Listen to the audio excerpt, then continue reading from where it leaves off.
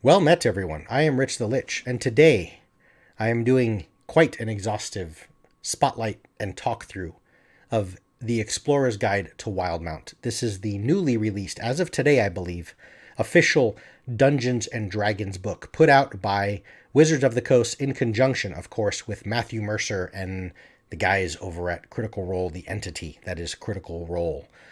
This is a world book, a setting. This talk through is going to be presented and shown through the D&D Beyond interface. I have it downloaded through that, so I don't have an actual physical hardcover book, but I can assure you I've done this many times before. I have the Legendary bundle on D&D Beyond. I have all of the official WotC content, and I've got, 12 books on my shelf. Content, it's the exact same thing, word for word. Even to the point of if there's something italicized in one of the actual hardcover books, it's italicized on screen as well. Now, the display of certain information, the layout might be a little bit different because it's more efficient in D&D Beyond format, and there's also a bunch of things I can mouse over where obviously you can't do that on a physical book, but I'll kind of talk through everything that's here. I believe the book is something like 300 plus pages, so there's a lot here. This is going to be a really long, deep dive into this book. I'm going to try and cover everything that is here. At the end of it all, I hope to better inform you as to whether or not this might be something that's a good fit for you and your gaming group.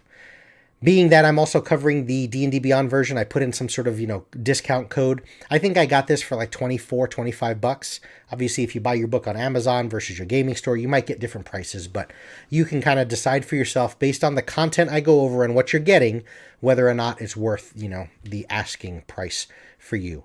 So, Critical Role, right? That's where this comes from. Yes, it's in conjunction with WotC, therefore it's an official book. This is something that you should be confident being able to bring to your table, even if you're not using the world and you just want to use the monsters or the new magic items that are here or whatever, or the new spells or classes or subclasses, I should say. Understand that it's probably been play tested. Obviously, it's been play tested in the group that plays through it in Critical Role, right? Let's take a look at what's here. There is a preface, a preface at the beginning. Oh, real quick, back up.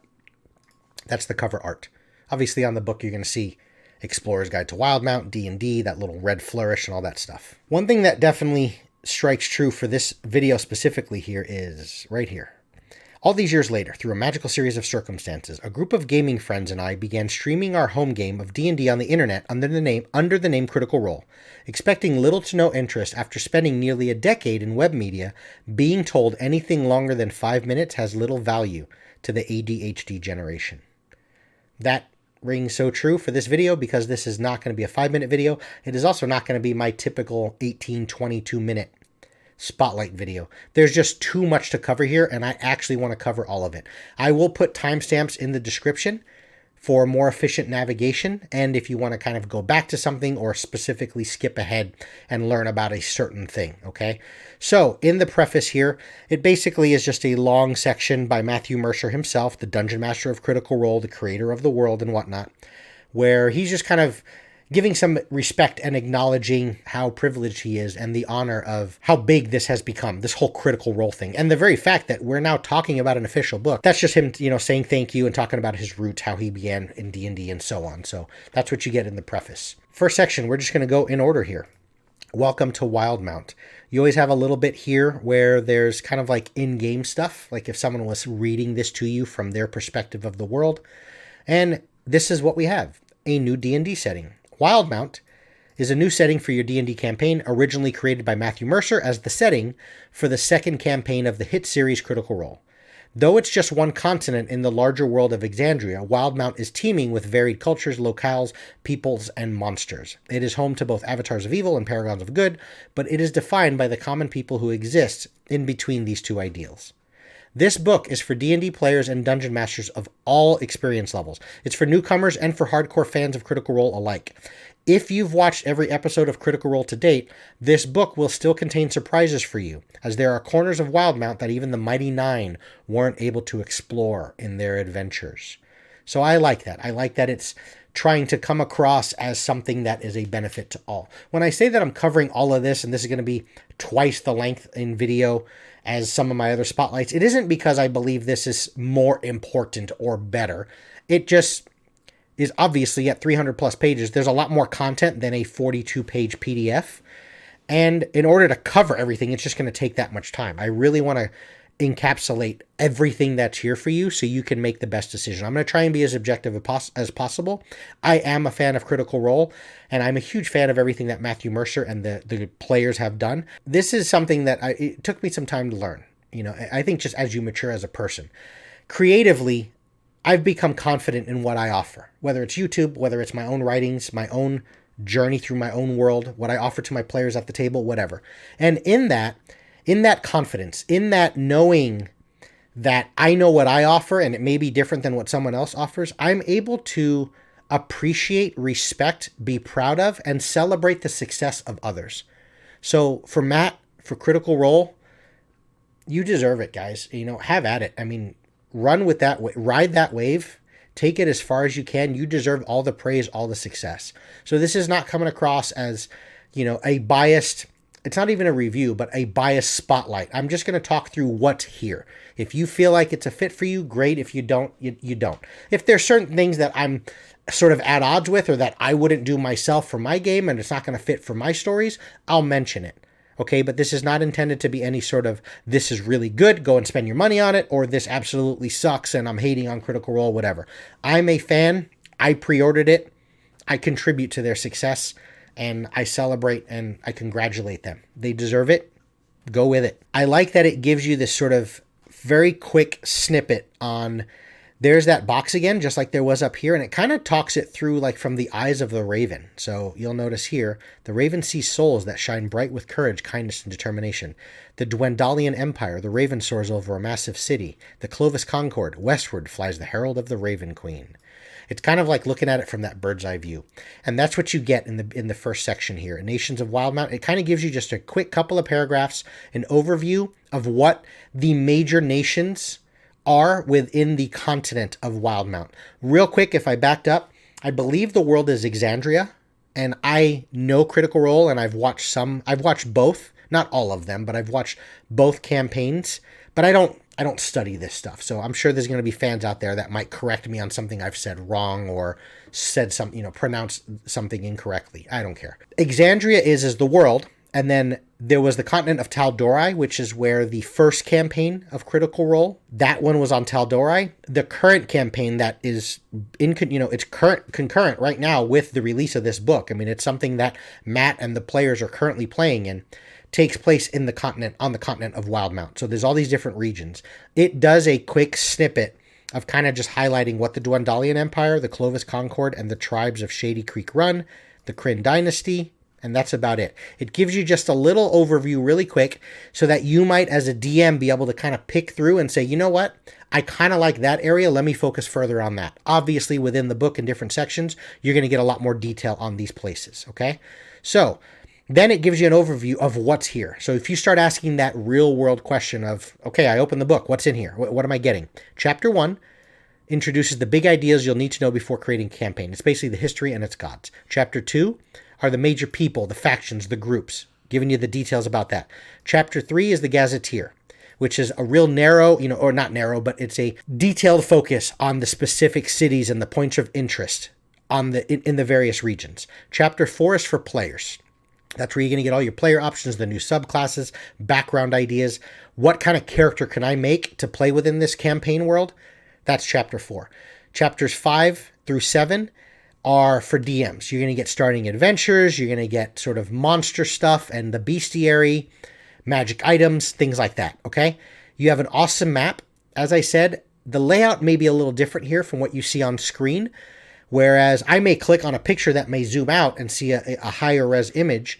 In the book, it may be kind of, a 2-page spread. It may even be kind of a map that's stuck in the back of the book like Baldur's Gate Avernus that you can pull out like a poster map. But I'll show it to you very quickly. If I click on the high resolution version, we're looking at some cool bits here. It's pretty damn big. That's zoomed in. My monitor is like 2500 by 1400, so you can see there's a lot going on here. And this is the map. I'll zoom out. There it is. The continent of Wildemount.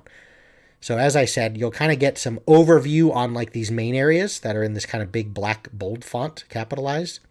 And then, of course, the Gazetteer is going to zoom into these areas and stuff like this. So there's the map drawn by, I believe, kind of Critical Role sort of our official cartographer. I think it's Devin Rue. So beautiful map. Really, I mean, let's look at this. It's really, really well done. Really nice. So that's what you're going to see there. War. This basically just says that the continent of Wildemount is a powder keg about to explode. Tensions between the Dwendalian Empire and the Kryn dynasty have just erupted into open war, and everyone in Wildemount, including the adventurers, must contend with the fallout of the conflict between those two imperial superpowers. And then it goes on to just kind of tell us how prevalent is war in your campaign? How much does it show up? Do you want to have your PCs sort of at the center of the war? Are they feeling the effects of it sort of on the fringes, or are they actual militia and military and soldiers in the war? And it gives you some little tips and tricks, which I really like, about some ways that you might be able to incorporate, larger scale combats and warlike stuff. But it also does say that no war. If you want the war to be completely absent, simply dial back the timeline back by a year or so, or even just a few months, so on and so forth. So I like that it kind of tells you this timeline where we are in the game is currently at war, but if you don't want to kind of run in that sort of atmosphere, you can make some changes. It also gives you this section here where it says not all campaigns set in Wildemount need to deal with the war directly. If you want to deal with crime, disaster, law, military, upheaval, trade, sort of other things that come about through war, you can kind of run with these things here, where it just gives you this quick paragraph of, these are all seeds, folks. You know what I mean? In this sort of welcome to Wildemount, it's giving you the gist of the place and the ideas and types of campaigns you might run here. So for the Dungeon Master, this is just planting seeds that can then grow into something. And here's where I was talking about how to run a war campaign. And it does a really cool job. I like this, where it talks about if you really want to delve into that aspect of it, here's ways that you can have sort of these cinematic single spots of war. Or if you want to have a full-blown combat, like here's ways, mechanical ways of things you might be able to deal with a little bit to help you wrangle in large-scale combat. This is important. This book is set in a certain moment in the history of Wildemount, and thus setting a campaign in a different era, or even a different decade, could make some information in the Gazetteer invalid. The present year is 835 PD post-divergence. The history of Wildemount is described in more detail in a bit later, okay? From a real-world perspective, this book is set at a certain point during the adventures of the Mighty Nine in Critical Role's second campaign. Thus, the point at which the adventures you create using this book diverge from canon is somewhere around episode 50 of Campaign 2. And I love this part right here because this is something, I'm going to put a link in the description to a couple of videos I made where I'm talking about be careful running and using this content. And also be careful trying to emulate Matt Mercer or things that you can take from him. And I think if you watch those, you'll get kind of my entire perspective on all of this juggernaut that is Critical Role that's now possibly resting in the hands of every gaming group out there. I like that it presents this. Look at it another way. By creating your own Wildemount adventures, you are boldly creating your own canon, from which all the events of Critical Role diverge into myth and rumor. I love that it's accepting of the fact that as much as Matt and the Mighty Nine, the players, and Critical Role has run through a lot of this, and through their actions and what they've done, they've kind of created this world together. He's very accepting and offering to do your own thing. Use the story and lore and detail that's here, but make it your own. Don't have it anything to do with my group. And I love that. So next you have the calendar and time, where it kind of just mentions, of course, the way it's laid out, how the seasons function, the holidays. You have the calendar, seasons, holidays, the moons, daily life. This is a good section as well. Talks about currency, okay? And how gold, I like that it basically just mentions, regardless of currency, gold for the most part is still gold. So what works in the player's handbook still works here. The languages of the world, and then sort of the level of technology, which it does mention that you have black powder weapons. They do exist, but they're not common and they're not really available to the general public. And it tells you to refer to Chapter 9 of the DMG for sort of the Renaissance items if you want to start playing around with firearms and the explosive table. They do have a place within Wildemount, but since these items can't be purchased in a normal store, characters can only obtain these sorts of things through theft, military service, or a quest. That's the Welcome to Wildemount section. It kind of just offers that stuff to you, okay? Next, the Story of Wildemount. sort of creation myth and what is sort of the generally throughout the continent, the world of Wildemount accepted version of how everything came to be. The various ages, long ancient history. These are seeds, right? These are things that can sort of help you create and craft a real and believable campaign and story. But not everything here is going to directly immediately affect the players today, where they are in that tavern tonight, that type of thing. But there's just loads and loads of history. The interesting thing with the history sections for me, I kind of have a weird take on it, right? On all these books that offer early up or up front, really, all these different, look at the amount of history that's here. I'm scrolling. History, worlds, gods, creation. There's a lot here, right? Do I want to go through all of this stuff? Is it something that's going to get me through 6 hours of gameplay tonight? Not necessarily. I like getting into the crunch of it and saying, like, what does a game look like today? What do the players feel when they arrive in this place right now? But when you look at the detail of some of the world's greatest fantastical settings, Tolkien's Middle-earth and stuff, it's the depth and the amount of history to like sort of this level. I'm not trying to compare what Matt's done to Tolkien, but when it's done to this level, that's the stuff that starts making these worlds become icons, right? Become really, places that almost feel like they could exist alongside our own Earth.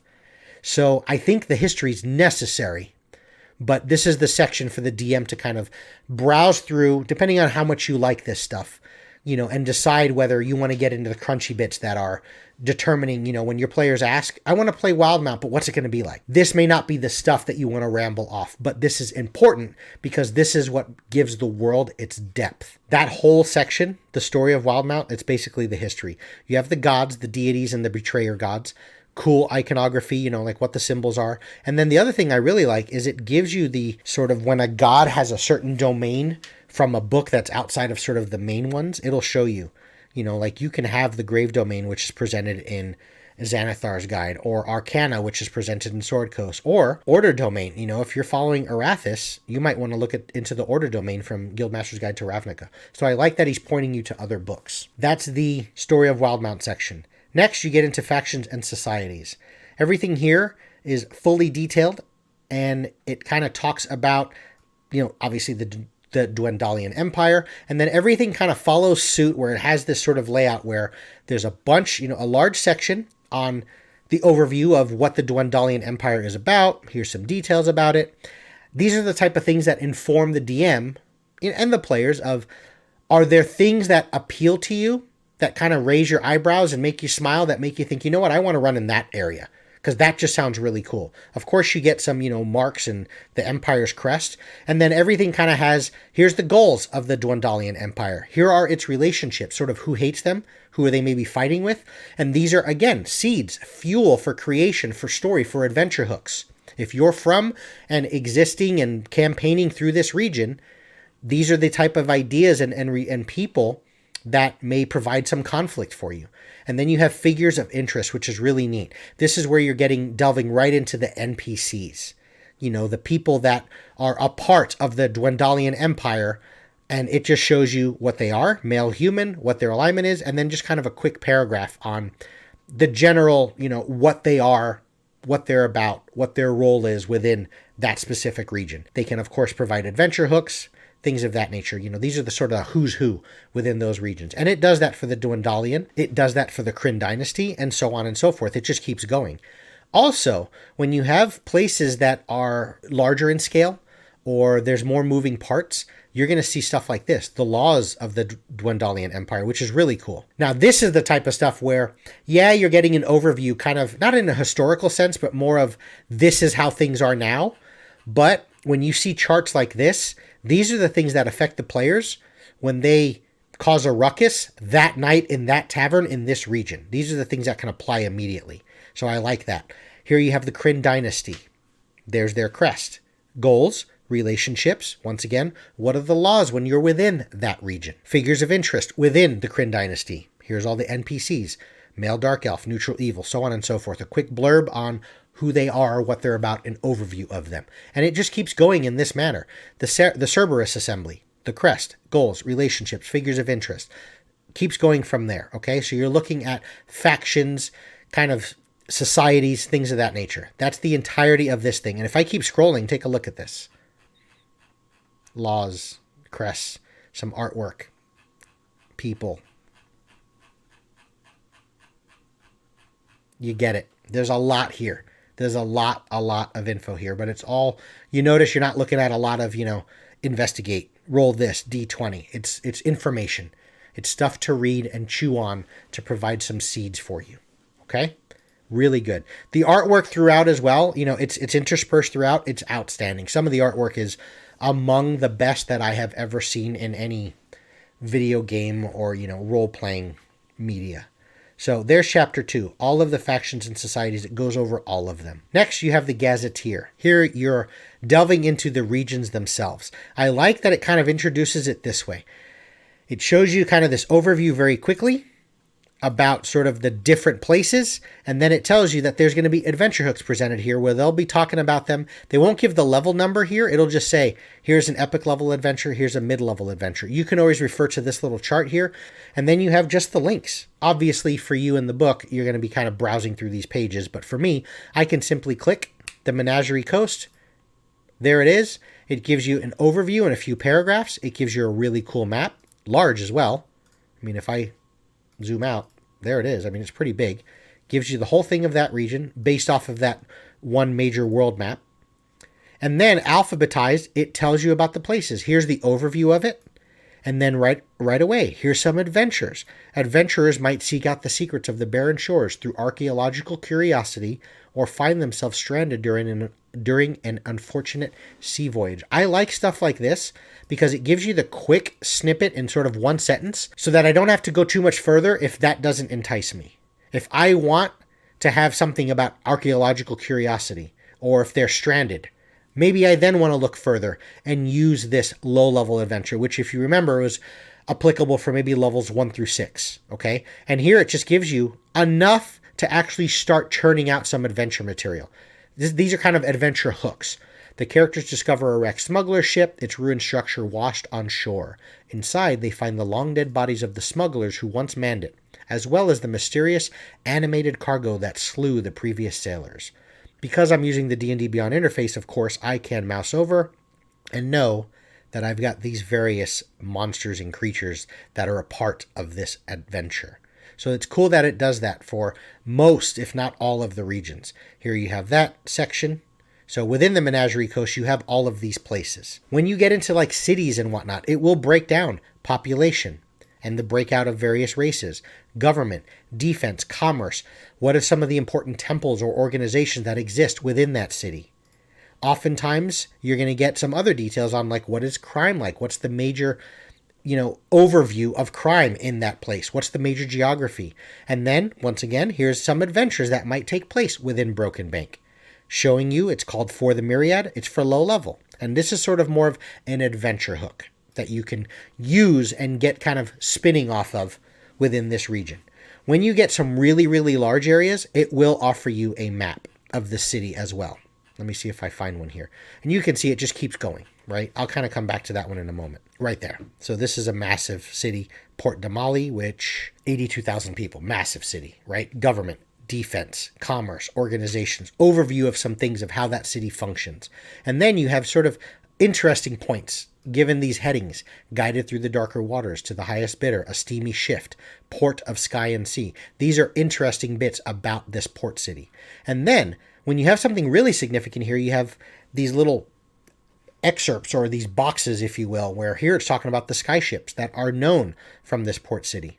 And here, there's some actual mechanical stuff here that you can use. I'm not going to say that this is the first book to create this stuff. I know that Avernus has a bunch of vehicles, and obviously Saltmarsh has vehicles, and there may be some stuff in the DMG that has other, vehicles beyond just normal mounted stuff. Here, there's skyships, though, and it tells you, if your PCs are interested in this and they want to fly on some or purchase one, it has some details about that.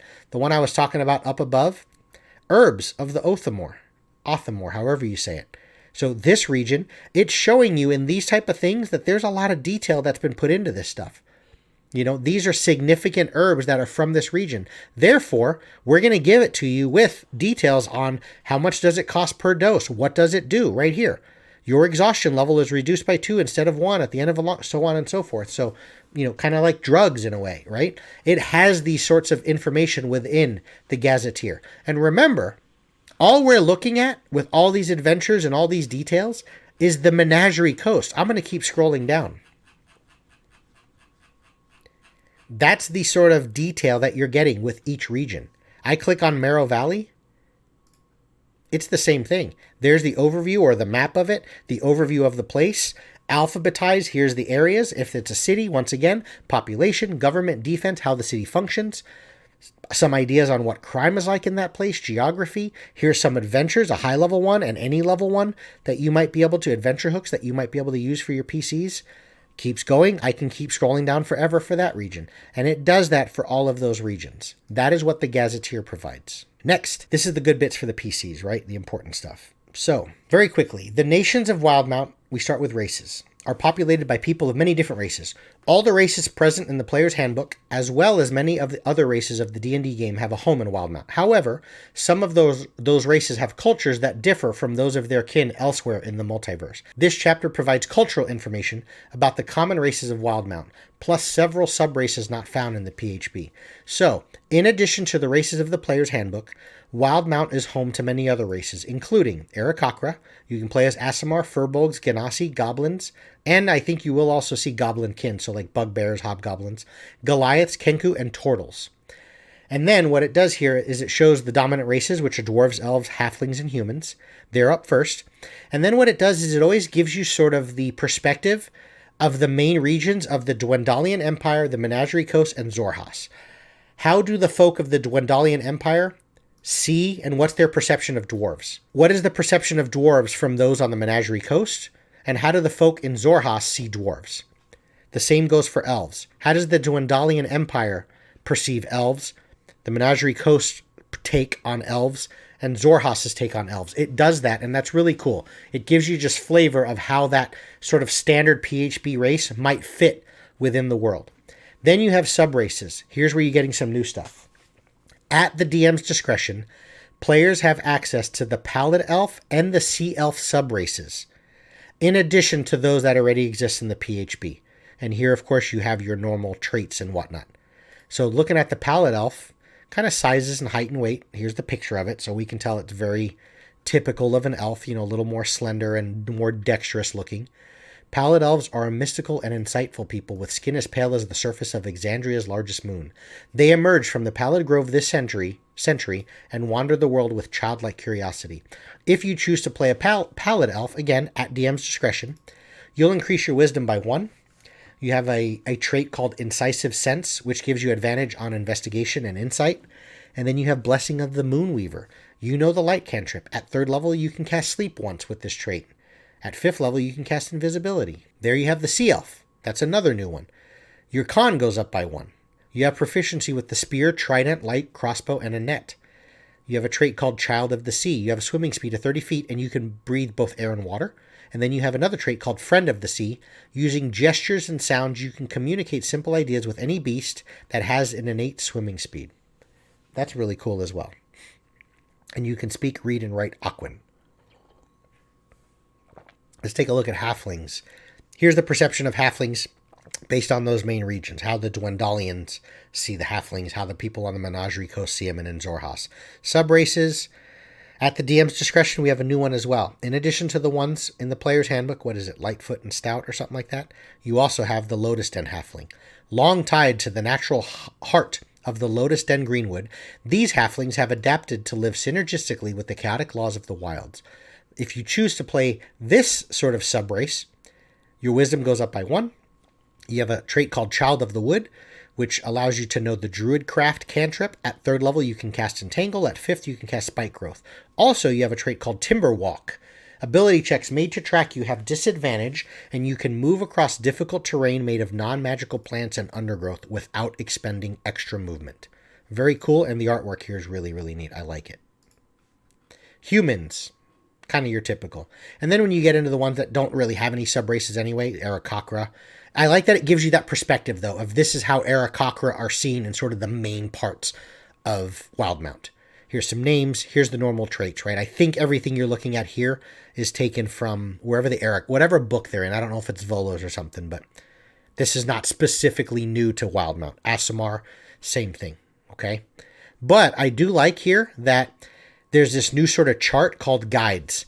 For Aasimar, except for one who has turned evil, they have a link to an angelic being. Think of it as like it's usually a deva. So think of it like a guardian angel. And I like that if you're playing an Aasimar, as part of fleshing out your Aasimar character, consider the nature of that character's angelic guide. You can roll a d6 to give a name to them, and also sort of how they are. So maybe you roll Seraphina, who is your guide, and you roll she's compassionate and hopeful. What do they do?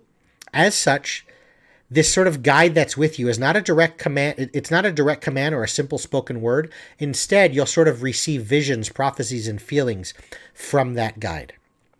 That being the angelic being is far from omniscient.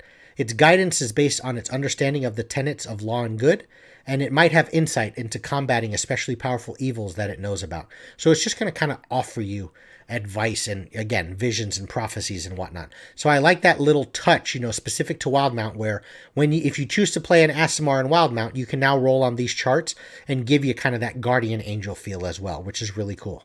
Otherwise, the traits are kind of as we might already know, I think, from Volos. You have the Subraces the same: Protector, Radiant Soul, Protector, Scourge, Fallen, and so on. Dragonborn, there are some variants here. You can allow a player to choose one of the following Dragonborn variants. The Draconblood. A Draconblood uses the Dragonborn traits in the PHB, with the following traits replacing the ability score increase and damage resistance traits. So you don't get that, and the ability score stuff is different. These Draconbloods, your int goes up by 2 and your charisma by 1. And they get dark vision, and then they have something called forceful presence. You can use your understanding of creative diplomacy or intimidation to guide a conversation in your favor. When you make a charisma, intimidation, or persuasion check, you can do so with advantage. And then you also have another variant, the Ravenite, who basically, they have no tails and they're kind of much thicker. A Ravenite uses the Dragonborn traits as found in the PHB. Once again, just like the Draconblood, it replaces and gives you, now, your strength goes up by 2 and your con goes up by 1. You don't have the same damage resistance trait, but you have dark vision and you have vengeful assault. Okay, when you take damage from a creature in range of a weapon you are wielding, you can use your reaction to make an attack with the weapon against that creature. Once you do this, you can't do it again until you finish a short or a long rest.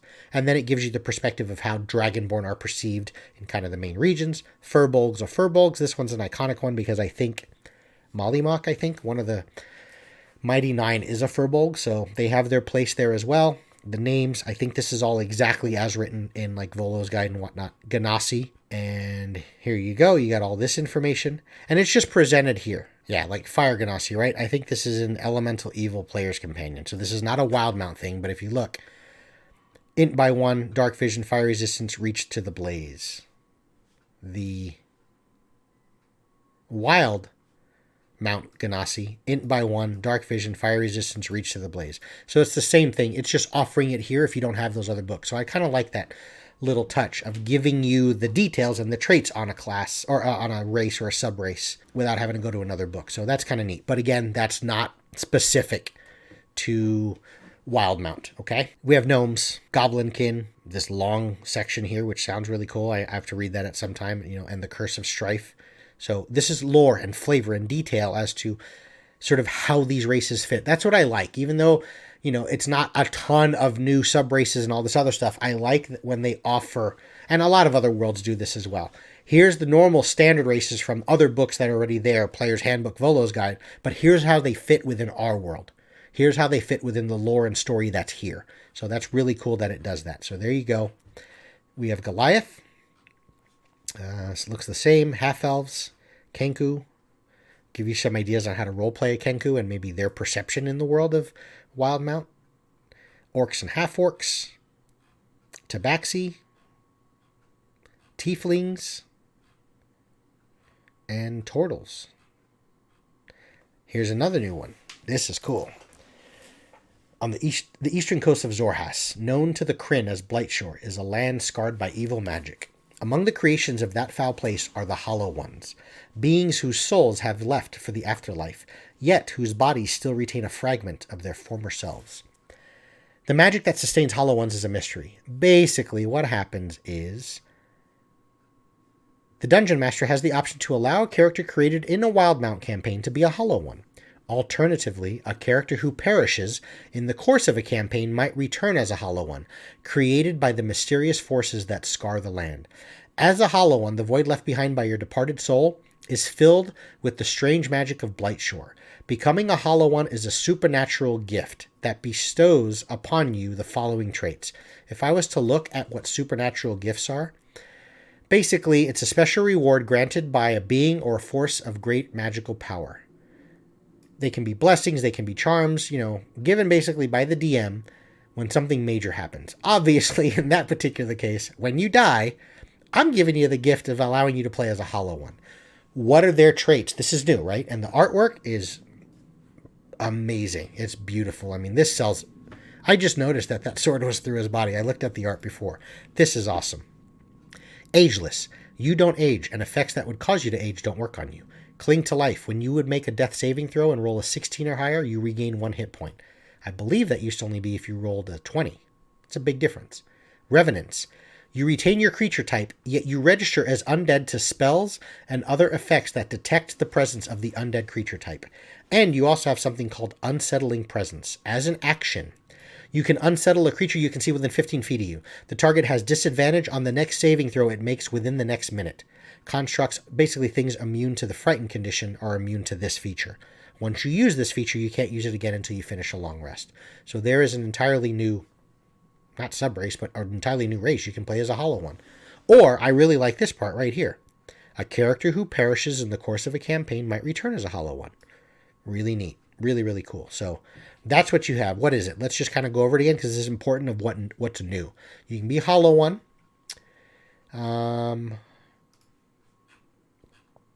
Elves give you the ability to play as Pallid or Sea Elf. You have the Lotusden Halfling. I think the dwarves were the same. Yes, no new dwarves. Again, just lore and detail as to the way dwarves fit in this world. I think that's about it. I mean, you're going to have the guide for the Aasimars, and then, of course, you have those different Dragonborns. I think that's it. I wanted to verify because this is important of kind of giving you new stuff. You have these two variants, the Draconblood and the Ravenites. Furbolgs are Furbolgs, as written, I think, in Volos. Genasi is just the same from Elemental Evil Companion, I think. Look at this list. I mean, there's a lot. So I like that. I like that, clearly Wildemount has a place for whatever that is, 18 different races. Really, really cool. But, I mean, things like this, like the Goblinkin and stuff like that. I mean, even though it doesn't have new racial trait stuff and, mechanical moving parts on your character sheet, there's a lot of bits here that can really make this goblin feel different than maybe some other goblins you've played. So, and of course, we can always refer to, I want to say Scanlan, but I think that was wrong. Not the Brave, I think, right? He's one of the Mighty Nines players or something. So there it is. That's the character option section. Next, subclasses. I know this is what you guys have been looking for. This is a big one here, so bear with me. You already have for like 44 minutes, so here we go. This section includes 3 new subclass options, the Echo Knight for the fighter, and Chronurgy magic and Graviturgy magic. I'm going to butcher those two the whole time for the wizard. So there's 2 new wizard subclasses and the Echo Knight. It talks about, I don't know anything about this. I've heard of it, but I haven't watched enough of Season 2, or I don't know enough about Critical Role stuff and Matt Mercer's world to know Dunamis and Dunamancy. Again, I'm butchering that as well, but it's the primal magical energy of that and that and that. So there you go. You can read that on your own, right? But it has a place. It talks about this, and we'll kind of get into that when we get in some specific spells. It also talks about it as a martial focus, so not just from a spellcastery thing. So here's the fighter. The fighter takes many forms in Wildemount, from the grizzled mercenary who earns their keep by might of their blade to the dedicated soldier, so on and so forth. So you get normal martial archetypes at 3rd level, just like it says in the player's handbook, but the Echo Knight is now a new option. They're a mysterious and feared frontline warrior of the Kryn dynasty. They have mastered the art of using, to summon the fading shades of unrealized timelines to aid them in battle. If you've ever played Guild Wars 2, I'm reminded a little bit of the Mesmer. Anyway, Here's what they can do. This is the important bits, right? When you write this on your character sheet, here's what you can do. You have an ability called Manifest Echo. You get this at 3rd level, basically as soon as you pick the archetype. You can use a bonus action to magically manifest an echo of yourself in an unoccupied space you can see within 15 feet of you. Okay? The echo is a magical translucent gray image of you that lasts until it's destroyed, until you dismiss it as a bonus action, until you make another echo, or until you're incapacitated. It's important. I've kind of read this over multiple times. You can create this, and there's no limitation. You just keep creating this guy. When it dies, and it only has 1 hit point, you can just create another one, right? You just use a bonus action to make another echo, kind of like you see in that picture there. Your echo has AC 14 plus your proficiency bonus. It has 1 hit point, and it's immune to all conditions. If it has to make a saving throw, it uses your saving throw bonus for the roll. It's the same size as you, and it occupies its space. It has its own space.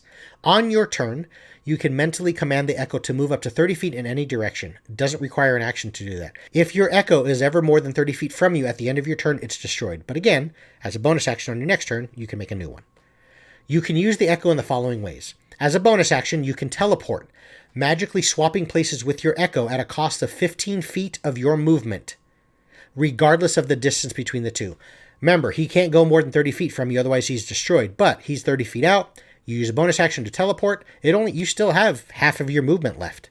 And you've just moved 30 feet. And he's now where you were. Also, when you take the attack action on your turn, any attack you make with that action can originate from your space or where the echo is. You make this choice for each attack. Remember, you're a fighter. That's important.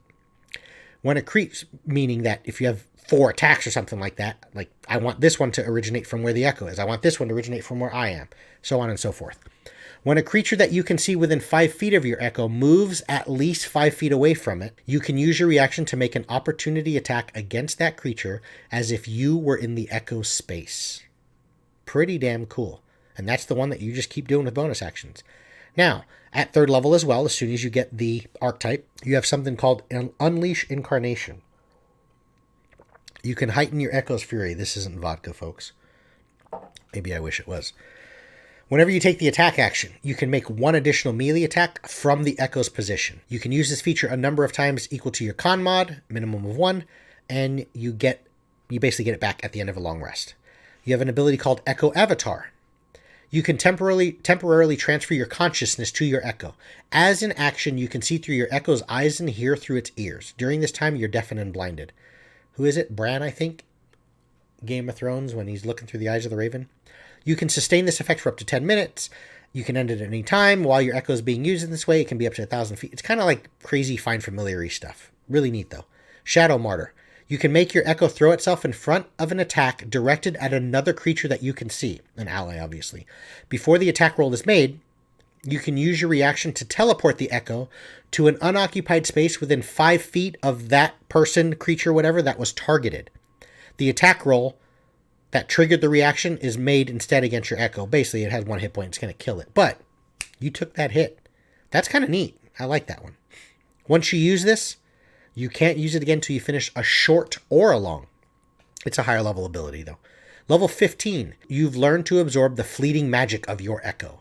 When an echo of yours is destroyed by taking damage, that's important, not like when you just dismiss it or you decide to make another echo or something, you can gain a number of temp hit points equal to 2d6 plus your con mod, provided you don't already have temp hit points. I think temp hit points always override and give you whatever's the most, right? They don't stack. In this case, though, even though you're going to get 2d6 plus con mod, if you even have 1 temp hit point right now, this feature's not going to do anything. You can use this a number of times equal to your con mod. You regain all... I've got, an entire goblin in my mouth. I'm sorry. You can use this a number of times equal to your con mod. You get it back after a long rest. Legion of 1. This is your 18th level.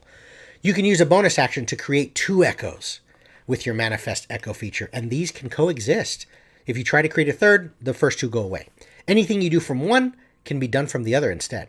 In addition, whenever you roll initiative, if you don't have any uses of that, remember that Unleash Incarnation, the one where whenever you take an attack action, you can make 1 additional attack.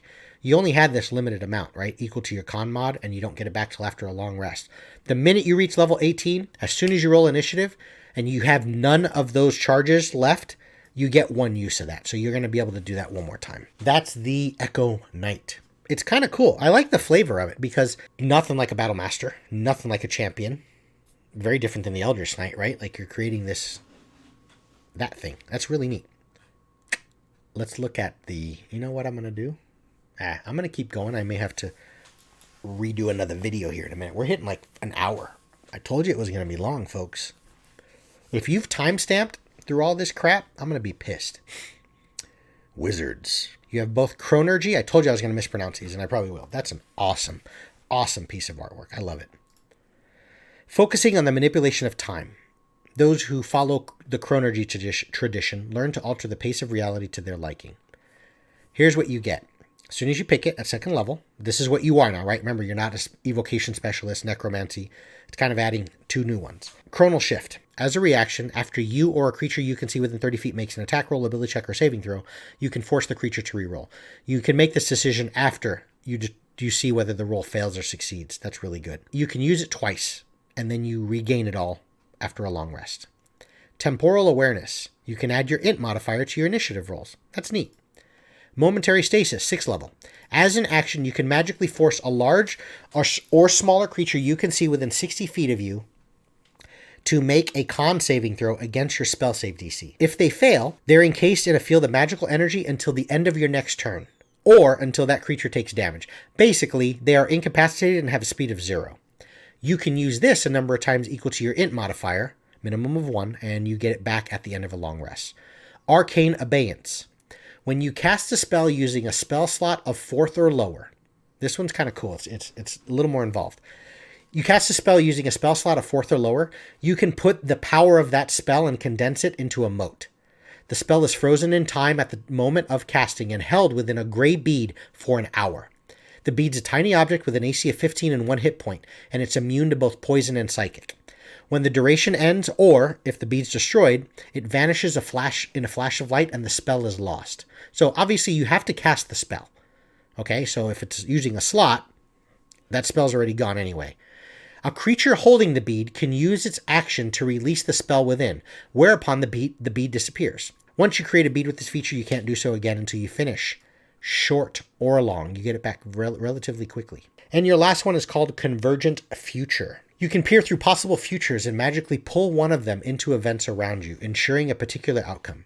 When you or a creature you can see within 60 feet of you makes an attack roll, an ability check, or a saving throw, you can use your reaction to ignore the die roll and decide whether the number rolled is the minimum needed to succeed or one less than that number. You choose. However, when you use this, you gain a level of exhaustion, and you can't use, lesser, greater restoration or something?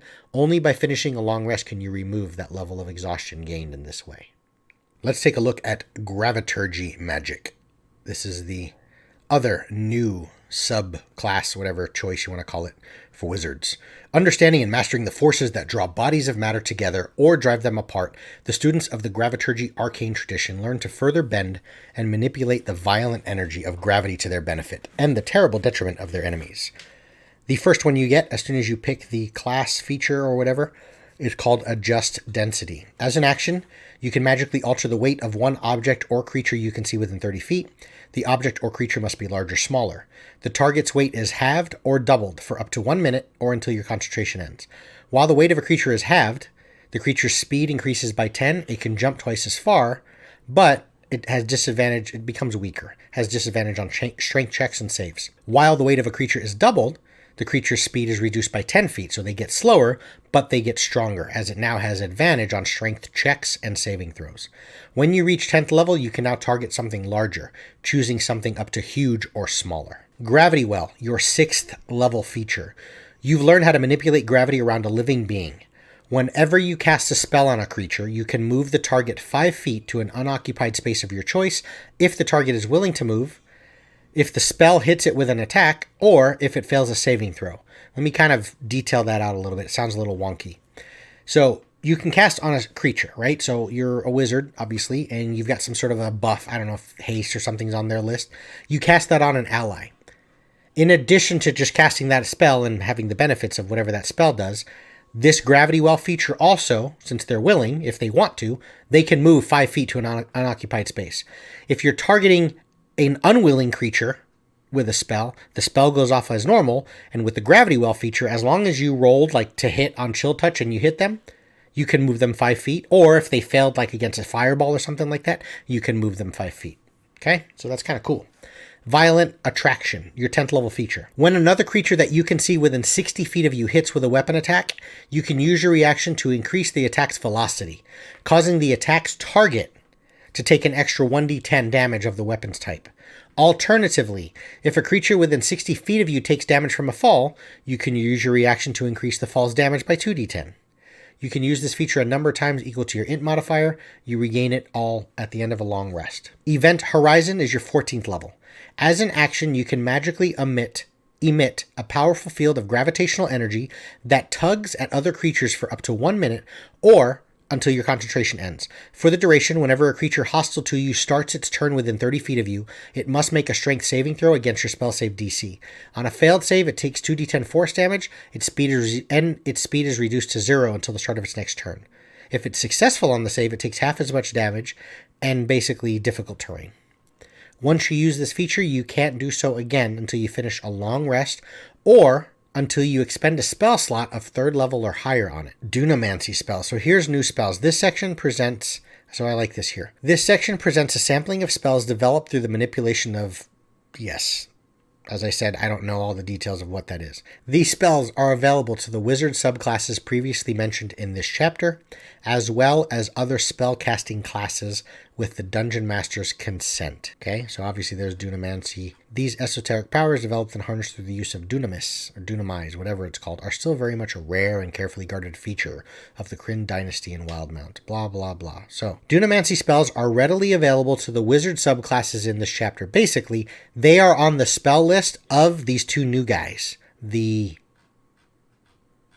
Graviturgy guy and the Chronurgy guy. Okay? And should not be simply added to the full spell list of other spellcasting classes. However, the DM can consider allowing other spellcasting classes opportunities throughout the campaign to learn a handful of Dunamancy-themed spells as rewards. Perhaps the characters uncovered a cache of magical contraband, among which is a couple of spell scrolls, or a traveling acolyte takes some downtime with a friendly cleric and opens their mind to some of the stranger secrets of the universe, unlocking a spell or two. These are ways that you can bring these spells into your game without people having to play, your PCs having to play Graviturgy or Chronurgy, okay? I like that. And if I was to click on it, that's the benefit of using D&D Beyond. I can click on Gravity Fissure. You'll see that that is an automatic spell that's on the list for the Graviturgy guy. And it says right there, Graviturgy magic only. Now, again, other spellcasters might get access to that spell through other means, roleplay stuff or rewards or whatever. This one is usable for both when there's no asterisk. So these are new spells that should be on the spell list should they pick one of those two new subclasses, but they can always be rewards for other casters. Whereas if you look at the ones with 1 star, like Time Ravage, that's a Chronurgy only spell. Let's take a look at these spells. Sapping Sting, available to both. Okay? It's a cantrip, 1 action, 30 feet. You sap the vitality of one creature you can see in range. What's the range? 30 feet. They must succeed on a con saving throw, or they take 1d4 necrotic and they fall prone. Increases as you gain levels. Gift of Alacrity. This is for the Chronurgy only. Again, DM always has discretion to give this to the Graviturgy guy and other spellcasters. You touch a willing creature for the duration. The target can add 1d8 to its initiative rolls. Kind of cool. That's good for like the Assassin Rogue, I think. Magnify Gravity. The Transmutation spell. Available to the Graviturgy mage. Duration 1 round. 1 action casting time, 60-foot area. The gravity in a 10-foot radius sphere, centered on a point you choose within range, increases for a moment. Each creature in the sphere on the turn when you cast the spell must make a con save. If they fail, they take 2d8 force. Their speed is halved till the end of their next turn. If they're successful, they take half damage and there's no reduction in speed. Until the start of your next turn, any object that isn't being worn or carried in the sphere requires a successful strength check against your spell save DC in order to pick up or move it. So, magnifies gravity, just as it says. It's a level 1 spell, 1 action, force damage. That's good. Level 2, Fortune's Favor. 2nd level spell, casting time of a minute, so you're not doing this in combat. Duration an hour, it's a divination spell. You impart latent luck to yourself or one willing creature you can see within range, within touch.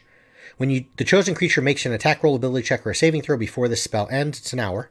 It can dismiss the spell on itself, so the spell's gone, and they get to roll an additional d20, and basically they get advantage. Alternatively, when an attack roll is made against the chosen creature, it can dismiss the spell on itself to roll a d20 and choose which to use, the one rolled or the one the attacker rolled. If the original d20 roll has advantage or disadvantage, the creature rolls the additional d20 after advantage or disadvantage has been applied to the original roll. It does have an expensive component for a second level spell, a pearl worth at least 100 gold, which the spell consumes.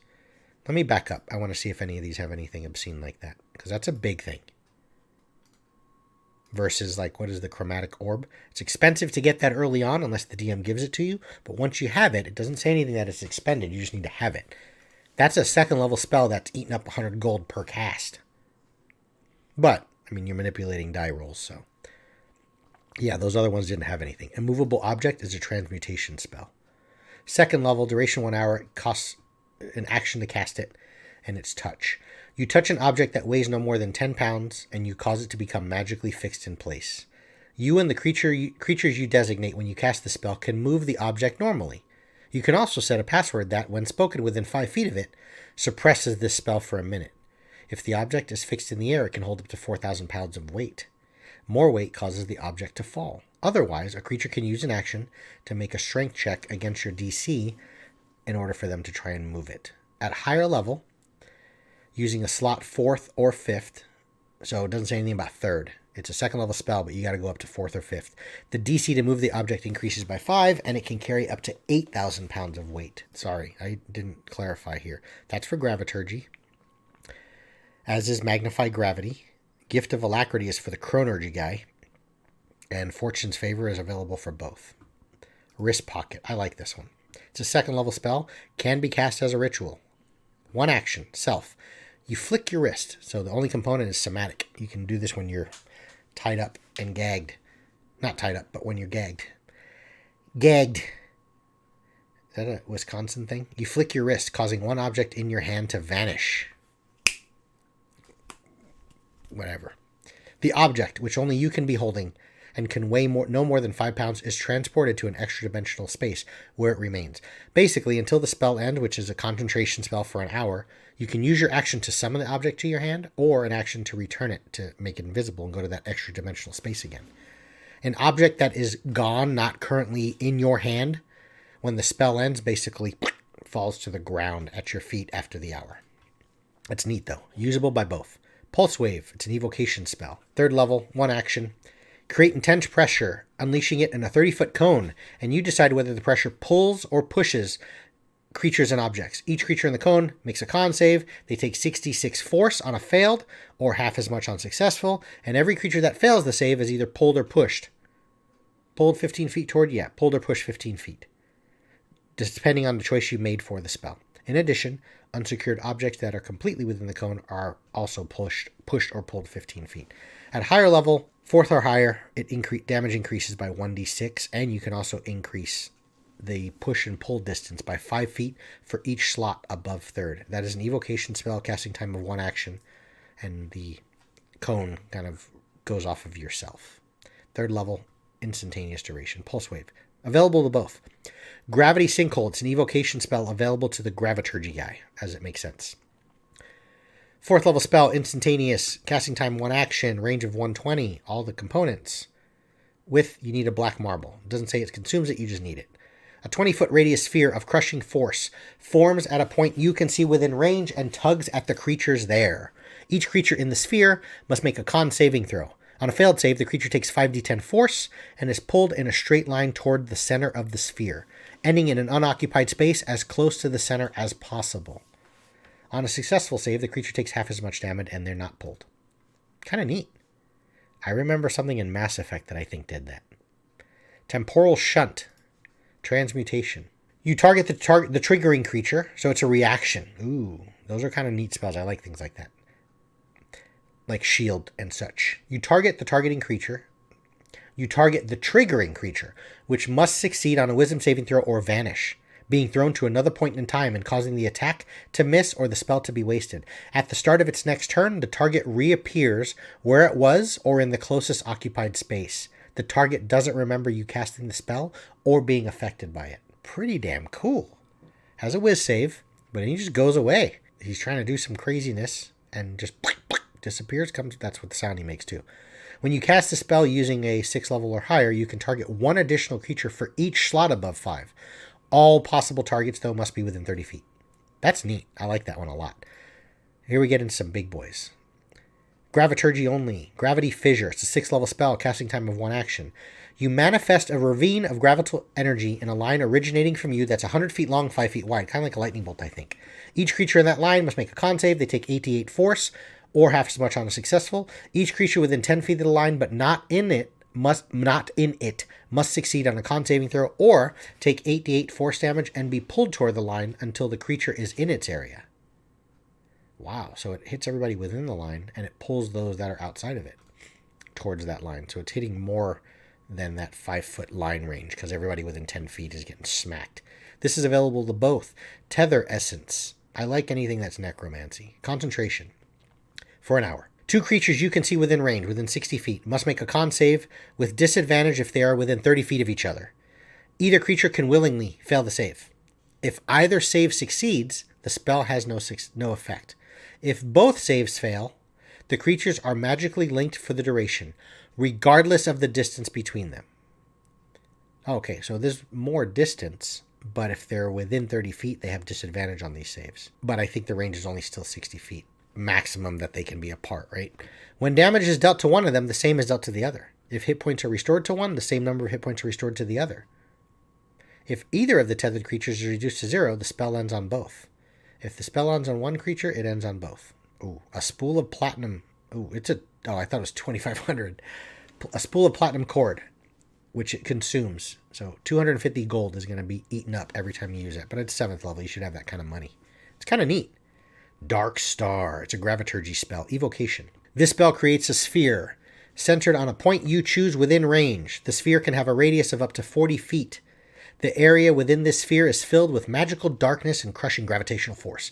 For the duration, the spell's area is difficult terrain. A creature with dark vision can't see through the magical darkness, and non-magical light can't illuminate it. No sound can be created within or pass through it.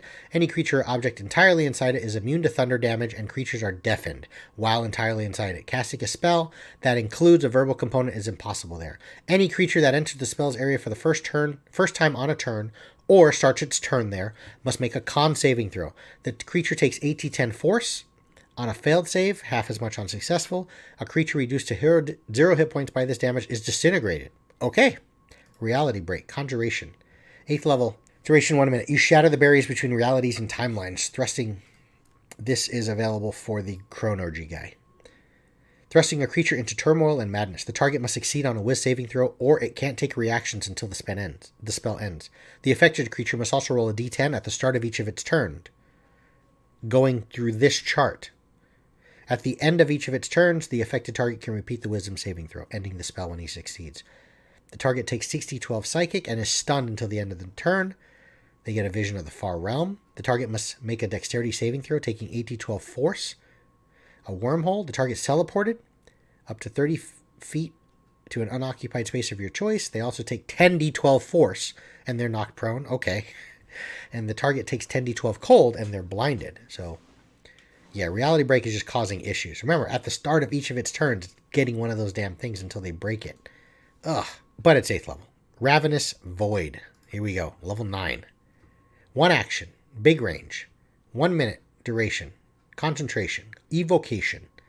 You create a 20-foot radius sphere of destructive gravitational force centered on a point you can see within range. Massive range. For the spell's duration, the sphere and any space within 100 feet of it are difficult terrain, and non-magical objects fully inside are destroyed if they aren't being worn or carried. When the sphere appears, and at the start of each of your turns until the spell ends, unsecured objects within 100 feet of the sphere are pulled towards the sphere's center, ending in an unoccupied space as close to the center as possible. A creature that starts its turn within 100 feet of the sphere must succeed on a strength saving throw, or they're pulled straight towards the sphere's center. A creature that enters the sphere for the first time on a turn, or they start their turn there, they're going to take 5d10 force, and they're restrained. If the sphere is in the air, the restrained creature hovers inside the sphere. A creature can use its action to make a strength check against your save DC, ending the restrained condition on itself or another creature in the sphere that it can reach. Any creature reduced to 0 is annihilated. That's awesome. And you have a cool 9-pointed star made of iron as the component. Time Ravage, Chronurgy, Necromancy. You target a creature you can see within range, putting its physical form through the devastation of rapid aging. I like this one. The target must make a con saving throw, taking 10d12 necrotic on a failed, half as much on a success. If they failed also, the target will, or I should say, if they fail, the target will also age to the point where it only has 30 days left before it dies of old age. In this aged state, the target has disadvantage on attack rolls, ability checks, and saving throws, and its walking speed is reduced to half. Only the Wish Spell or Greater Restoration cast with a 9th level slot can end these effects. Brutal. What's the thing? An hourglass filled with diamond dust worth at least 5,000, which is consumed. Yeah, you're just messing somebody over with that one. There's your spells, guys. Dunamancy. And here's just the descriptions for everything I just read. I just used the pull-ups from D&D Beyond. But obviously within the book, you're going to get all of this stuff. And it's alphabetized, which is cool. You can get through it quickly. Remember, some of them are specific to the Graviturgy guy. Some are specific to the Chronurgy guy. Some are specific to both. And they should be on that spell list if you choose those classes. But they can be given as rewards, gifts, or obtained by other means for other casters. The final part in this character options chapter, and we're almost done here, folks. I know it's been like an hour and a half. I'll just kind of move through this last few bits pretty quickly here. So this section assumes that a player is starting from scratch. They haven't really chosen what race they want to play, what class, what background for their character, and so on. And it gives you a bunch of charts that you can roll on, right? What you can do is you can roll and see where your homeland is. You can roll for a background that it might give you. And then you can refer to this to kind of get an idea of, like, if I rolled a Guild Artisan, maybe depending on my homeland and regions, which is down here, like what settlements you're going to start in, things of that nature, just to give you some flavor and backstory of where you're from, where you began, what your background is. Then also, based on that background, like I said, if you're a Guild Artisan, if you're going to be kind of dealing in from the Dwendalian Empire, your social status, you might have a rival from there. You may have an ally from one other place. It's just giving you a bunch of bits. I like stuff like this because it's giving you charts, especially for those players that haven't really decided anything. They don't know what they want to play. They don't know what race, what class, where they're from. They don't know what they want, something to help get them started. You can roll on these charts. I love randomization charts because you never know what you're going to get, right? And that's really cool. So that's what's offered there, just charts to help you with that. Now, on that note, there are some new backgrounds, okay? There are sort of some modifications to right here. This table includes new backgrounds and adapted backgrounds, as well as backgrounds from the PHB, obviously, or from the player's handbook, right? So you'll have like the Acolyte, which is a default background that's in the player's handbook. And then you have the Luxembourg Acolyte, which, let's take a look at this real quick.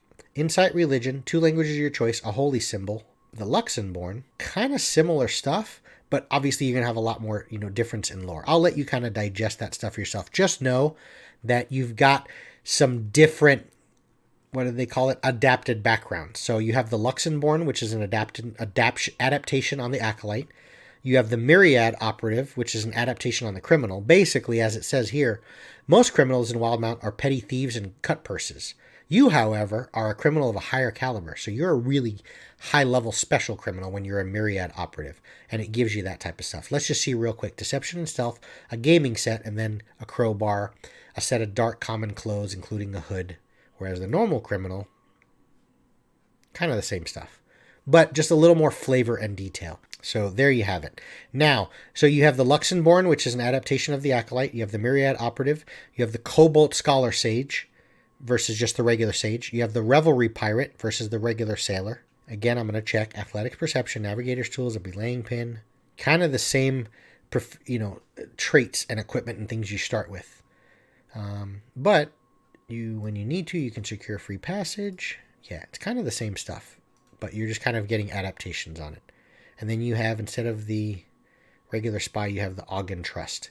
Now, as far as 2 new people, you have the Volstrucker Agent. This is entirely new to Explorer's Guide to Wildemount. It's one of the 2 new backgrounds. The Volstrucker are a clandestine organization of arcane assassins and enforcers in the service of the Subrace assembly. You get proficiency in deception and stealth, you get a poisoner's kit, you get 1 language of your choice, a set of common clothes, and then tragedy. Happy people aren't selected to join the Volstrucker. The Subrace assembly preys upon talented individuals who have been broken by tragedy, in some cases tragedy that the Volstrucker has arranged for. A slightly broken mind is more easily reshaped and re-educated. Choose the tragedy that set you on this path, or roll. Just the moment that the DM says roll on the tragedies table, you get some cool bits in the works. What is your feature? Shadow Network. You have access to the Volstrucker Shadow Network, which allows you to communicate with other members of the Order over long distances.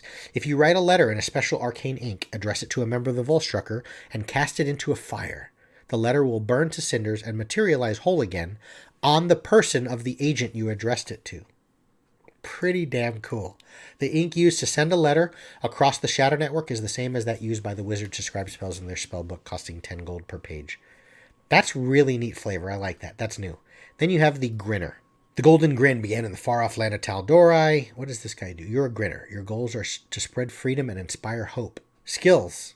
Deception, performance. You're proficient in those. You have 1 type of musical instrument and thieves' tools. You have a set of fine clothes. Your favorite code song. All members of the Golden Grin have learned a handful of folk songs in their travels and use those songs to send secret codes and alert fellow Grinners to danger. You get to choose or roll on the favorite code songs table. I love these tables. Tragedy table, favorite code songs, and your feature is called Ballad of the Grinning Fool. Like every Grinner, you know how to find a hideout. In any city of 10,000 people or more on the Menagerie Coast or in the lands of the Dwendalian Empire, you can play the Ballad of the Grinning Fool in a major tavern or inn. A member of the Golden Grin will find you and give shelter to you and any companions you vouch for. This shelter might be discontinued if you could bring too much threat there, he might kick you out. This feature must be used with caution, for not all who know the ballad are your friends. Some are traitors, counterspies, or agents of tyranny. There's adventure hooks in that sentence right there. That's a cool one. So there's the Grinner. There's the new one, folks. Grinners and Volstruckers. I like the Volstrucker a lot. And as I said, you've got all this stuff on giving you charts and things to roll on to help you flesh out where your character's from and so on and so forth. And then, of course, you can go into the Gazetteer to learn more about these specific places, right? You can determine your race by consulting the section for home settlement. And what you can do is what it's saying is when you go into the Gazetteer and you go to like a settlement, it'll say 5,000 population made up of 74% halflings and 6% humans, things like this. So I like the charts because it's just helping you get started of what to play. And for some people that are veterans and they typically, are pretty savvy in builds and they know exactly what they want to play. Some people, I know I have a friend, Randy, he just loves to randomize stuff. He likes to just kind of go at the whims of what the dice say and he figures out and adapts his play style to whatever character came up. So it's really neat. Really, really cool. So you have all this stuff, right? And then there's even more charts, when you looked at those allies and rivals, right? Depending on where you're from, what your background is. And this one up here, this thing, you're an acolyte and you're from the Dwendalian Empire. You have 1 ally, legal faith, or 1 rival of illegal faith. Maybe you're a myriad operative criminal and you're going to deal with the graying wildlands. You want to be kind of from there. Well, you get 1 rival. If you look down further, there's an entire chart of what these rivals are. Like roll, okay, that rival is a gladiator. Fateful moments, new chart, just flavor. It even has things like favorite food. So each region of Wildemount favors different cuisine. If you want to roll, well, this is what I like. Ooh, paella. This is story detail stuff, folks. Obviously it's, you want to look into the subclasses, and we're excited about the character options. What new classes can I play? What subclasses can I play? What races might be available? What are some new backgrounds? But when you get into these charts, I can scroll down for a while. This is stuff that just keeps adding roleplay favor to you, to your character. Prophecies, they can influence your character's future. You don't have to use this stuff. You can. But also, as the DM, all I need to do is roll this and attach this to an NPC, and I have something I can run with for story hooks. Really, really well done. And as I said, here's the 2 backgrounds kind of in more full detail, okay? There's the Grinner, cool picture. Dr. Draniel, the Grinner, and then here is the Volstrucker right there. Okay? So that's your character options chapter. These go pretty quickly here. Adventures in Wildemount. That's chapter 5. There are 4 adventures here, and they are presented in quite a lot of detail. Now, what I like about this is it says, first off, I'm not going to go over all of it because this is for DM's eyes only. If you're planning on running through any of these, stop. If you're planning on running them as a player, I should say, stop reading now, right? It says that each of these adventures is designed as an introduction to one of the 4 main regions of Wildemount, as well as some of the themes that commonly guide events that happen within those regions. You have 4 adventures: the Tide of Retribution, which presents a threat to the village of Palma Flora on the beautiful Menagerie Coast. You have Dangerous Designs, which is a tale of political intrigue set in the gnomish city of Hupperduke in western Wenandir. You have Frozen Sick, which takes characters on a perilous journey to the far reaches of the Biting North. And then you have Unwelcome Spirits, which offers a glimpse of the wonders and terrors that dominate eastern Wenandir. You're invited to change any aspects of these as suits your game best. These adventures are designed for new players and new dungeon masters. Most make use of helpful NPCs and a straightforward plot to help new players easily navigate the setup of the D&D game. However, if players want their characters to jump off the rails of these adventures and do something completely beyond what's written in the adventures, they should be allowed to do so. So I like that it's kind of a quick introduction. It's using Wildemount and what's here as, especially if you've only watched Critical Role, right? It can be overwhelming to think of, how can I run the way Matt does? How can I create the epic nature of the world and the story and the way the characters and the PCs play in it and all this other stuff? I like that it's offering these 4 adventures to immediately get you started for the new people. Because if you're a fan of Critical Role, if you're a veteran DM, a veteran player, and you really want to delve into this stuff, there's 300 plus pages of stuff and meat for you to chew on and inspiration to run with to get a campaign going. But I like that it's presenting and sort of shrinking the overwhelming nature that this can offer in 300 pages, number 1, in something that's considered legendary and iconic status in the D&D world of Matt Mercer running it and Critical Role. Like, how do you live up to that? I like that these adventures are offering a way to get into this world, but with a very narrow, or not narrow, but a simpler plot line. Like, just get into it, get to playing. Something to help new players get set up and get enjoying, become fans of the game first. So you have the Tide of Retribution. I'm not going to go over them, but I'll just scroll through and show you. It's an adventure, folks. You read this to your players. Part 1, Part 2, the maps, player versions of the maps, DM versions of the maps. All the appropriate, like you would find with Lost Minds of Phandelver or whatever, right? I can't speak to the quality of the adventures, but there is a full adventure here times 4. They all will basically take you from levels 1 through 3. They all have some kind of a wrap-up, concluding kind of where you might be able to go in Wildemount from here. But by the end of that, not only are you giving your players 3 levels, you're giving them a feel for the world and Wildemount, but the real life, you're giving your PCs that. The real life players are also going to now have sort of their legs under them because they've played the game and leveled up to 3. They should have a feel for the way Dungeons & Dragons itself runs. So it's cool that they're kind of meshing those two together of introducing you to Wildemount, but also just introducing you to D&D as a whole.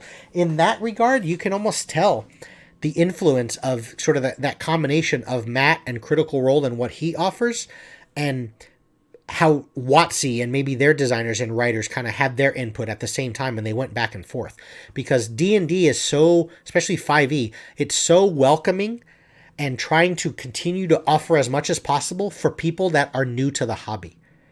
And when you have something at the scope of Critical Role, at the level of detail that's obviously here within 300 pages. I mean, you saw me scroll through that history section an hour and a half ago. When you have something like that, it can feel overwhelming. And I like when it just says, you know what, if you're overwhelmed, go to chapter 5 and just pick one of those adventures and start playing the game and let your players get invested. Then on your own, behind the scenes as the DM, you can read all the extra bits of lore and detail and so on. So, and I love that it's not only doing it for new players, where you have to be a veteran DM. It's saying this is good and worthy adventures if you're a new DM as well. So it's going to ease your way into the game and into the hobby. That's what Chapter 5 gives you. Chapter 6 are the treasures of Wildemount. There's a lot of stuff here. A lot, folks. So let's just count through them real quick. We have 1, 2, 3, 4, 5, 6, 7, 8, 9, 10, 11, 12, 13, 14, 15, 16, 17, 18, 19, 20, 21, 22, 23, 24, a prosthetic limb, 25, 26, 27, 28, 29, 30, 31, 32, 33. 33 there alone, all entirely new. We have a rare weapon of any type, common, rare, very rare, legendary, uncommon, rare, an uncommon ring, reincarnation dust, that's very rare, prosthetic limb, which is common, very rare potions. I mean, there's a lot there, right? Then you have the Vestiges of Divergence. That's going back to, I believe, some of the stuff with Tal'Dorei on the first campaign. So you have all of that. These are really powerful items. Okay, these are legendary and above. I think maybe some are even artifact. And the idea with these things are, forget about the lore and the history. I'm not going to go, you can read this at your own leisure. But these are things that sort of level up with you. They have things that are, so when you get the item, it kind of is in its dormant state. At some point, it can go to its awakened state, which unlocks new traits and abilities that the item possesses. And then you can go all the way up to its exalted state. I think when I was looking through how you progress through that, it was recommending some levels. So when the PCs are kind of levels 1 through 9, if they get any of these Vestiges, it's going to kind of be in the dormant state. Around the time when they reach level 10 to 14-ish, you should start looking into getting it to its awakened state. And then at 15, 16, and sort of tier 4 gameplay, start thinking about getting that item to its exalted state, unlocking its full potential. Now, it's not just a level-specific thing. It says, and it recommends, when I was looking through the PDF of the Critical Role campaign setting Tal'Dorei that I bought years ago, it says for the Vestiges and sort of awakening them and making them exalted, think of like major effects, like major events in game that might trigger that item progressing to the next level. Like, for example, right, you have Hide of the Feral Guardian. This is studded leather armor. It is believed that this polished and beautifully detailed leather armor was a gift from Melora. Okay, it's legendary at dormant, which is, let's say you get it whatever, anywhere from levels 1 through 9. It gives you +1 AC, and while you're transformed by an effect that replaces any of your game stats, you have +1 bonus to melee attack and damage rolls, and as an action, you can use the armor to cast Polymorph. It's armor, right? Maybe when the PCs hit level 9 or 10, it's just kind of a recommendation based on the kind of power level it might be at. But you can give them the awakened state anytime you want. But let's say they're wearing this armor, Hide of the Feral Guardian, and they drop. And they get all the way down to like 2 failed death saves. But then like Spare the Dying, right? And then they're healed. They get up. And in that fight, they kind of drop, they yo-yo.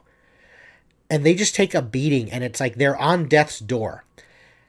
In roleplay, you can kind of describe how much of a major event that whole thing was and the way the armor like sort of failed to protect you. And as a result, the armor just becomes awakened at that point. That's all it says. That's the only guideline. Yes, it gives you level guidelines to kind of indicate when you should have this power, but it tells you as a DM, you choose some significant things that determine when an item, one of these Vestiges, become awakened or exalted. Okay? And on that note, you've also got, you have a bunch here, right? The Vestiges of Divergence. You also have Arms of the Betrayers. These were mentioned way back in the history section where it's talking about the gods. These are sentient weapons forged from the souls of fiends by the betrayer gods for their humanoid champions. The gods basically left sort of an essence, Sauron's ring kind of thing, and gave them to these champions. Some of them are lost. They were scattered through the fields, right? And it's explained within the Lesser Idol section. But these are artifacts. And you'll notice they have Dormant, Awakened, and Exalted as well. And there's a lot, and they're freaking cool. Like, if I go through here just to show you the pictures on them, here they are. When it has entire charts on the alignment of it, remember, there's a fiend inside of these things. You have Blade of the Broken Mirrors. There it is. Grovel Thrash. Lash of Shadows. Mace of the Black Crown. These are artifacts, folks. 1, 2, 3, 4, 5, 6, 7, 8 artifacts. What did we have? 22 magic items. Plus 1, 2, 3, 4, 5, 6, 7, 7 vestiges of divergence. So you're looking at 22, 30, almost 40-ish new magic items, guys. You know, I think the vestiges may have been in the previous top, but that's not official canon stuff. These are. So for this book, you're getting like 30 to 40 brand new magic items. And they're really neat. They're really, I've read through a few of them, a bunch of them actually. They're pretty damn cool. You know, and again, they run the gamut from kind of common to, you know, obviously artifact level. Finally, the last few bits, you have the Wildemount Bestiary. I won't go over all of this. I will show you, because I can do this very efficiently. If I go to D&D Beyond, and I click on the Monster tab, and I sort by this book only, there are 20 monsters per page. One page. That's 40. 41, 2, 3, 4, 5, 6, 7, 8, 9, 10, 11, 12, 13, 53 new monsters that run the range from CR 1/8 all the way to Orax the Enduring, who I think is in one of the adventures. He's an undead. He's a CR 21. And then you have this guy. A lot of them do have cool artwork. You know, there's some obviously there that didn't, but like, I mean, this Frostworm, I love this thing. Where's the Frost Giant Zombie? This guy's new. I mean, you see right down here, Explorer's Guide to Wildemount. So you have 53 new monsters, something like 40 new magic items, 3 new subclasses. You have that Echo Fighter, the guy who kind of has another essence of himself, and you can teleport back and forth and use it to make attacks from it. You have the 2 new wizard subclasses, which is offering a lot. That's a lot there. Or, you know, whatever, special spell subtypes. You've got those 2 new backgrounds. You've got the Pallid Elf. Like, you have those different races. There's a lot of new stuff here. And then within the 300 pages, of course, lore, history. And I love that all of the Gazetteer stuff presents like an overview, and then you get the little snippet on here's an adventure that might be run there. Like, here's an actual hook. And then you go back into the Gazetteer and you read the details. There's a bunch of maps, right? If we look through kind of the last final bits of what's here, you have the glossary, which is really well done, you know, just in alphabetical order, giving you all the details on everything that's there. And then all the maps, you know, that are going to be within the book. Again, I can't speak to exactly how this is portrayed within the hardcover physical book, but I know for me, you know, obviously I can click.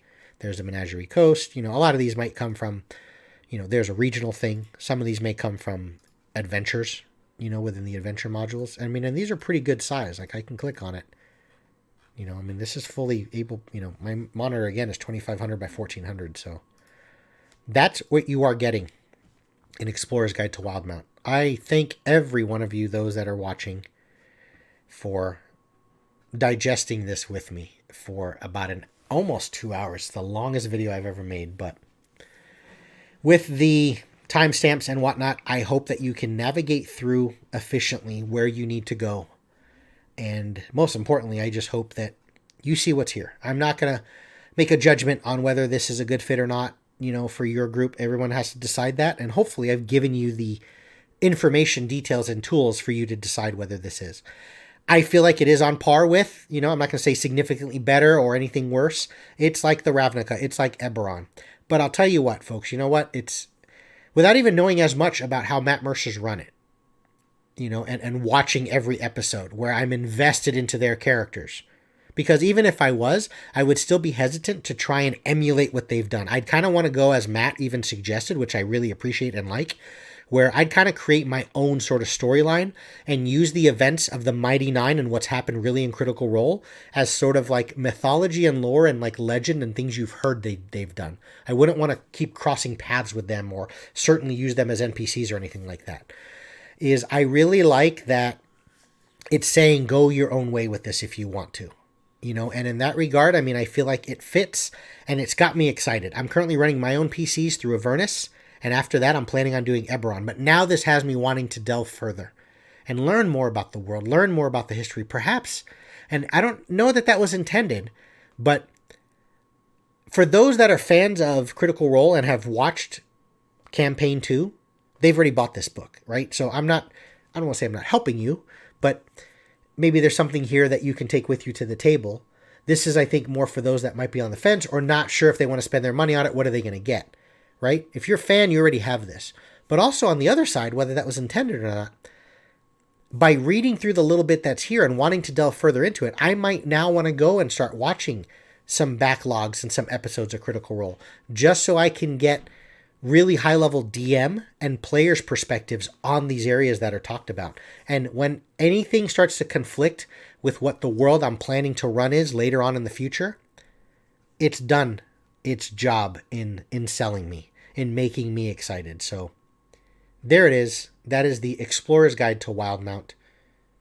That's all I have for you folks. Thanks everyone for watching, and take care.